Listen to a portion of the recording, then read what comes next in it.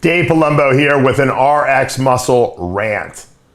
Someone came up to me today and was asking, how can I change my life? How can I change how I look? I'm so miserable. I've been eating like crap for 10 years. I'm out of shape.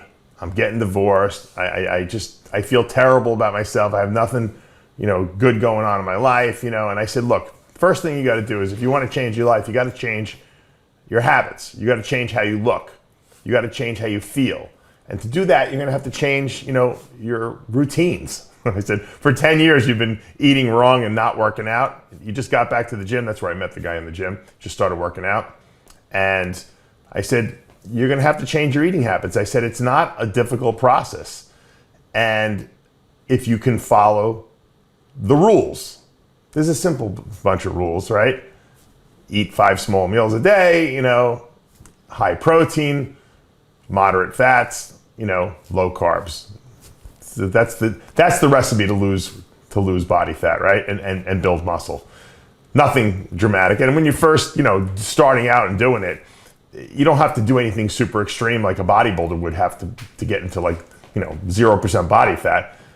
You just have to follow the general plan. Take certain supplements like vitamins, minerals, essential fatty acids, fiber, and you do this routine over and over, day in and day out, and your body gradually changes. I've seen it happen a million times. I've seen a lot of people that I've worked with that have made awesome transformations by following this simple plan. So it's not hard, right? And it's not very complicated, as long as you don't go to someone, who makes it complicated. It's basically repeating the same thing day in and day out, over and over, creating new habits, new routines. We all have routines, right? Sometimes those routines are bad routines, right? We get up, we don't eat, we skip meals, then we overeat later in the day, we eat the wrong types of foods, we don't take nutritional supplements, maybe we smoke and drink. So we have a routine. It's just the habits that we have and the routines that we have are not conducive to good health, to looking good, and to being healthy. And once we change those, we can get exactly what we want. The problem is a lot of people don't like to break their routines. Even though they're miserable in their routines, they enjoy the misery that they know. And if you guys bells are going off in your head and things are resonating with you when you're listening to me say this, it's because it's true. We all know it's true. But I wanted to, I always say to myself, I don't know why I don't live in a warm climate. I would come down to Florida or go to California and I'd be like, wow, on vacation. I'd be like, this is amazing. Why don't too bad I can't live here. And I don't know why I thought I couldn't live there, because I just felt so comfortable in my routines in New York that I figured, well, I have to stay there. Obviously, then I moved in 2016 down to Florida, and obviously I love it here and I'll never move back, and I don't even know why I waited as long as I did to come down here. But it's because I was stuck in routines, and I was stuck in what I knew, my routines that I knew. So if you want to look great, okay, there is a certain level of sacrifice, especially if you spend, and I was telling this person in the gym that, if it took you 10 years to get out of shape, what's 6 months to get back in shape? That's not a lot of time if you think about it. It goes really fast. And while you're getting back in shape and getting healthier and feeling better, you're progressing. In other words, you're seeing improvements along the way. So that's kind of what's going to inspire you to keep going. You don't just snap your fingers and go from being terrible to great.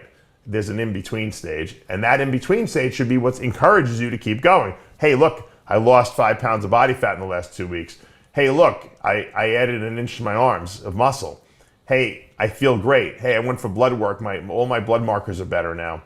I feel I'm in a better mood now. I feel, I feel like there is hope for me in the future.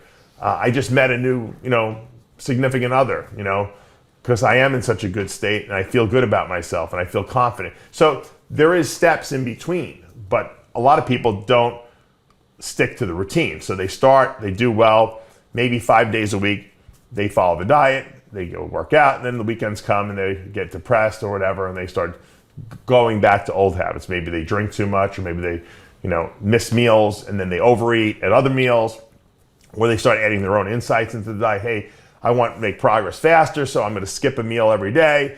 And then what happens is after 4 or 5 days of doing that, their bodies go crazy and they eat everything in sight because they've created hunger. So there's a right way to do things, and if you find a good coach that you mesh with well, and they can help inspire you and give you the right directions, and they can monitor your habits and your updates, which is something that I do very frequently.